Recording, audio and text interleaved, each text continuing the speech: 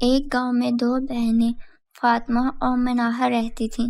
ان دونوں کو گھومنے پھرنے کا بہت شوق تھا۔ انہیں جب وقت ملتا تو وہ گھومنے کے لیے نکل جاتی۔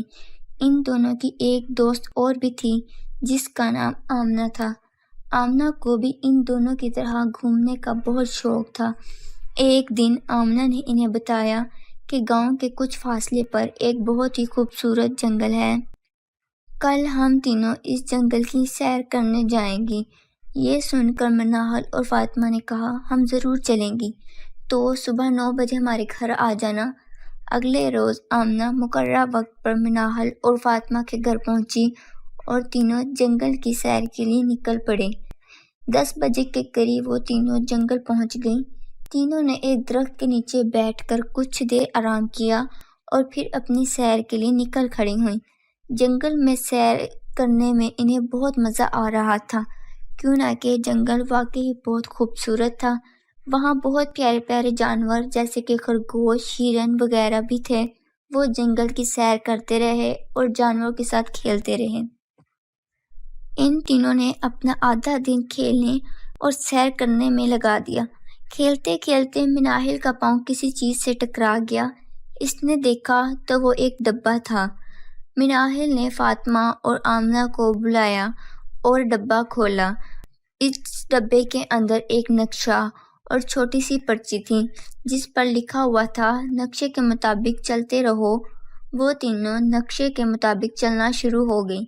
چلتے چلتے فاطمہ کا پاؤں ایک اور ڈبے سے ٹکرایا۔ اس ڈبے میں سے بھی ایک پرچی نکلی جس پر لکھا تھا کہ تم جلد ہی ایک ایسے گھر میں پہنچو گی جہاں ایک لڑکی قید ہے۔ ان تینوں نے پرچی پڑھی اور کہا، ہم اس لڑکی کو ضرور بچائیں گے۔ کچھ دیر چلتے چلتے مناہل کو ایک اور ڈبہ نظر آیا جو پچھلے 2 ڈبوں جیسا ہی تھا۔ مناہل نے فاطمہ اور آمنہ کو روکا اور ڈبے کو کھول کر اس میں سے پرچی نکالی اور پڑھی۔ اس پر لکھا تھا کہ لڑکی جادوگرنی کی قید میں ہے، اسے بچانا ہے تو جادوگرنی کی چھڑی چھیننی ہوگی۔ یہ پرچی پڑھ کر تینوں سوچ میں پڑ گئیں کہ ہم یہ کیسے کریں گی، مگر پھر تینوں یہ سوچ کر چلتی رہیں کہ اس لڑکی کو بچانا ہے۔ اب وہ اس گھر کے سامنے پہنچ چکی تھیں۔ انہوں نے دیکھا کہ گھر کا دروازہ کھلا ہے۔ وہ تینوں آہستہ آہستہ گھر کے اندر گھس گئیں اور اس لڑکی کو ڈھونڈنے کے لیے الگ الگ ہو گئیں۔ انہوں نے سارے کمرے دیکھے لیکن وہ لڑکی نہ ملی۔ اب تینوں سیڑھیاں چڑھ کر اوپر چلی گئیں اور اوپر 2 کمرے تھے۔ انہوں نے ایک کمرے کو دیکھا تو وہاں کوئی بھی نہیں تھا۔ دوسرے کمرے کا دروازہ کھولنا چاہا لیکن وہ دروازہ بند تھا، اسے کھولنے کے لیے چابی کی ضرورت تھی۔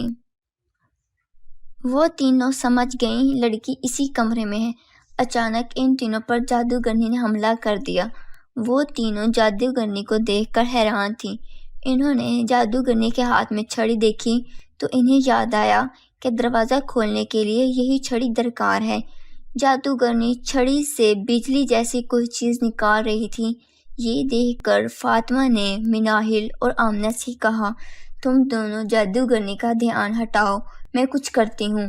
مناہل اور آمنہ جادوگرنی کا دھیان ہٹانے میں مصروف ہو گئیں اور فاطمہ سامنے والے کمرے میں کچھ لینے کے لیے چلی گئی۔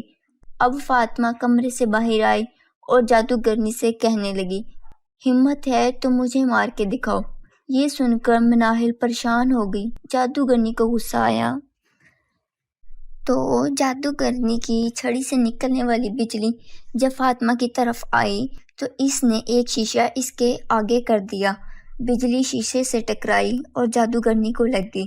جادوگرنی چیخیں مارنے لگ گئی، اس کی ساری طاقت ختم ہو گئی اور وہ مر گئی۔ تینوں لڑکیاں یہ دیکھ کر بہت خوش ہوئیں۔ انہوں نے دیکھا کہ چھڑی چھوٹی ہوتی ہوتی ایک چابی بن گئی۔ انہوں نے چابی پکڑی اور دروازہ کھولا تو اندر ایک لڑکی بے ہوش پڑی تھی۔ آمنہ نے اس کے اوپر پانی چھڑکا تو وہ ہوش میں آ گئی۔ اس نے بتایا کہ اس کا نام عائشہ ہے۔ وہ ڈبے جو تم تینوں کو راستے میں ملے وہ جادوگرنی کی چھڑی کی مدد سے میں نے ہی پھیلائے تھے۔ جب جادوگرنی نے دیکھا کہ میں اس کی چھڑی پکڑی ہے تو اس نے مجھے بے ہوش کر دیا۔ یہ سن کر مناہل نے کہا، اب تم ہمارے ساتھ رہنا۔ ہمارے ساتھ ہمارے گاؤں چلو۔ عائشہ یہ سن کر بہت خوش ہوئی اور تینوں کا شکریہ ادا کیا، اور چاروں لڑکیوں نے گاؤں کا رخ کیا اور صحیح سلامت گاؤں پہنچ گئی۔